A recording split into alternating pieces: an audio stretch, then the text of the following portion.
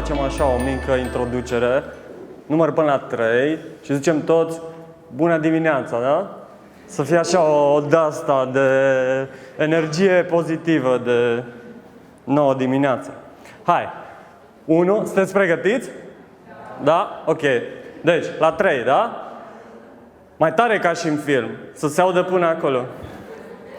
1, 2, 3, bună dimineața!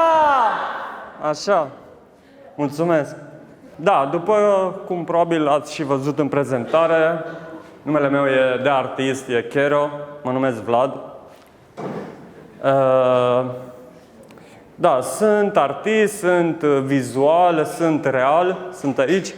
Și ca să fie mai simplu, cred că mai bine vă arăt un video cu unul din tramvaiele din Cluj desenate, făcut de mine. E un proiect al asociației noastre La Un Loc, în care încercăm să contracarăm efectele sau prea mult haos în spațiu public, să o luăm așa.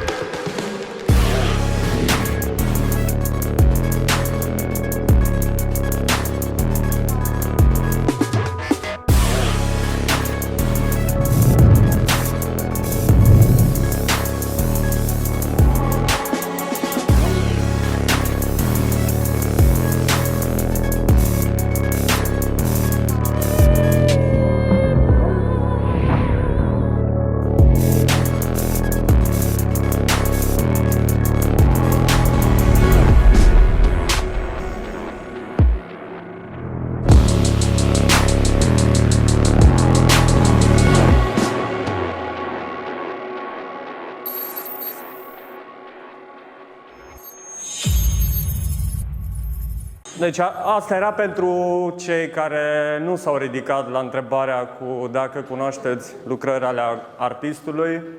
Ăsta e unul din proiecte. Chiar acum, în momentul ăsta, se desenează la școala Octavian Goga, unde organizăm un proiect de, hai să zicem, tot regenerare urbană. E vorba de artă în curtea școlii, un proiect propus de Cristina Beliger. Noi am fost contactați, noi, asociația La Un Loc, fiind, să zicem, experți în domeniu, am fost contactați ca să implementăm ideea propusă, da? Vă invit pe toți, nu acum, probabil pe sfârșitul săptămânii ar fi mai indicat, ca să dați o geană. Da, e un pic cam haos, asta vreau să zic. Despre asta vorbim, de fapt, sau încerc să fac așa o mică introducere. Deci ultimele 2 săptămâni chiar la mine au fost un haos. Cred că la toată lumea e din ce în ce mai haos, e cu timpul, cu astea. V-aș arăta un pic haosul meu. Chiar dacă clipul nu e al meu, n-am reușit să ne dăm chiar așa de mult haos, dar sperăm să se întâmple asta. Deci, street art e în legătură cu haos, probabil de-aia am fost și invitat. Și cam asta e un haos plăcut, care mie îmi place. Poți să-i dai? Da? Cât timp e Vlad cu el? Nu. Da, da. Ok. Deci, almost full-time house. Mai e cineva care vrea să ne povestească de haosul lui? Haos. Niciun haos pe aici? Eu cred că toți sunteți haos, dar nu vreți să recunoașteți asta. Bine, într-un sens bun, nu o luați pe partea. Fiecare om e un haos.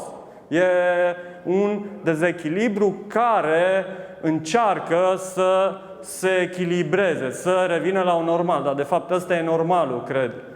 Ideea că tot haosul ăsta e creație pură, e energie pură, e potențialul fiecăruia. Și aici vreau să ajung, de fapt. toată lumea are un potențial, doar că societatea în care trăim noi acum te formează, să zicem așa, ca să-ți pui tu niște bariere, niște wall-uri. Și ce aș vrea acum? Aș vrea să ne creăm noi propriul nostru haos aici, dar asta e cel mai tricky la haos. Ce faci cu haosul? Ok, haosul ăsta există, da? E peste tot, în interiorul nostru, în exteriorul nostru, micro-macrocosmos. Ideea cu haosul e să-l duci într-o direcție pozitivă. Dacă nu, devine destructiv total. Anarhie, o dăm pe partea aia altă, da?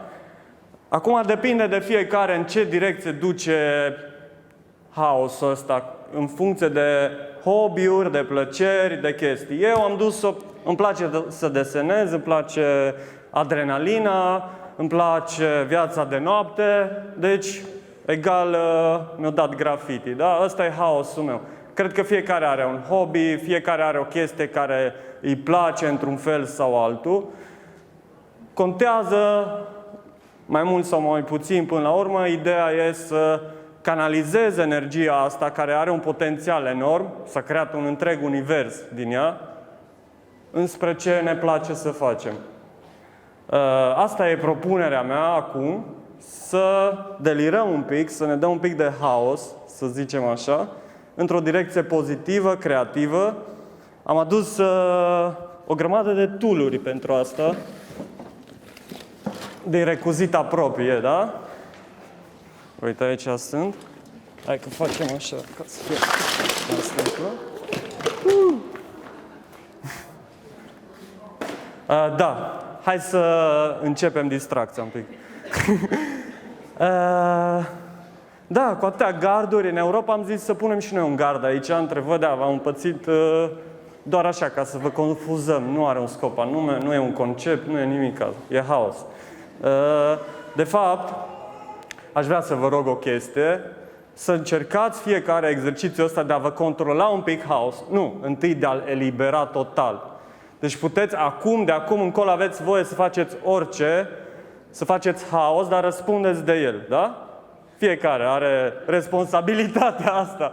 Deci nu o puneți pe cârca mea că nu plătesc eu factura, da?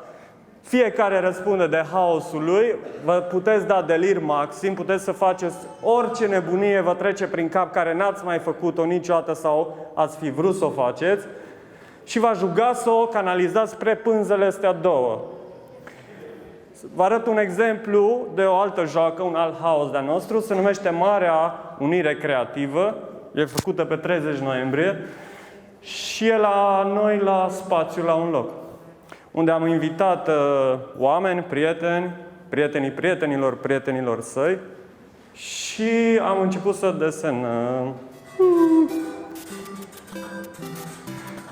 Așa, ca să pregătesc și acțiunea. Am rugat toată lumea să-și dea delir, la fel cum v-am zis și vouă, și mai o chestie foarte importantă aici, ego-ul, da? Din cauza ego-ului se întâmplă foarte multe bariere care controlează, taie din potențialul nostru, din haos. Da? De ce? Ca să nu zică alții ceva, ca să nu ne simțim noi prost că nu ne-a ieșit cum ne așteptam, pentru că societatea ne-a creat niște așteptări.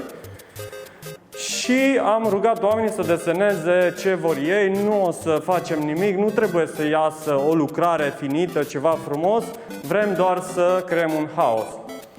Și chiar i-am rugat să nu se supere dacă, chiar i-am stimulat să facă asta, să se inspire unul de la altul, da? Dacă tu vezi o linie, o pată, whatever, vezi tu acolo făcut de cineva, poate te inspiră și o duci mai departe și creezi un alt haos din haosul omului, știi? Și atunci, de fapt, începe adevăratul haos, când toate lucrurile se conectează. Dacă e one up, one united power. Asta au făcut și oamenii ăia, de fapt. Berlin, super securitate, super poliție, totul e, te urmăresc cu elicopterul, iau probe de ADN, parcă e așa, o crimă organizată grafitiul ăsta. Și uite, oamenii s-au organizat și au făcut ei propria lor echipă, dându-și seama că singur nu poți să te lupți cu o forță atât de mare, da? Hai să ne luptăm și noi cu haosul nostru. Așa. Sunt tool-uri de toate felurile care le-am adus din gama noastră, să zic așa, de accesorii. Să aveți un pic grijă doar cu astea. Hai să rupem un pic bariera. Hai, vă rog, ridicați-vă, că stați prea formal acolo. Trebuie să fie haos pe aici.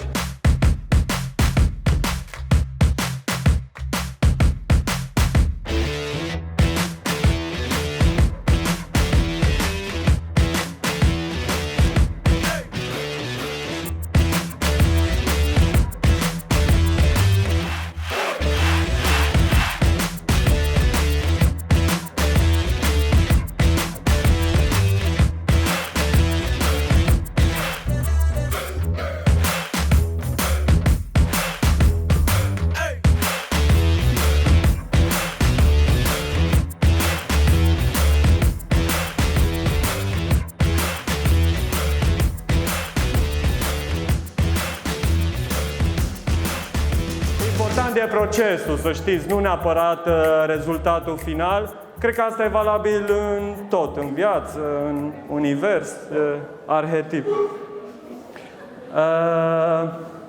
Da, asta e și la graffiti. Foarte mulți desenează în special pe trenuri sau ilegal, ceea ce e graffiti de fapt, restul e doar hobby art. Adică când mergi să cauți un loc liniștit la tine într-o clădire abandonată, ăla e cam hobby, nu e graffiti. Graffiti e ce făceau băieții ăia în One Up. Ce vreau să zic de fapt cu asta? Da, e prea devreme pentru mine și am avut prea mult haos lately. Da, bine. Da, întrebări, da, hai că am ajuns la întrebări. Stai să-mi iau dacă e răspunsul corect sau nu, fac așa. Și dacă, asta e dacă e bine, da? Și dacă nu e așa.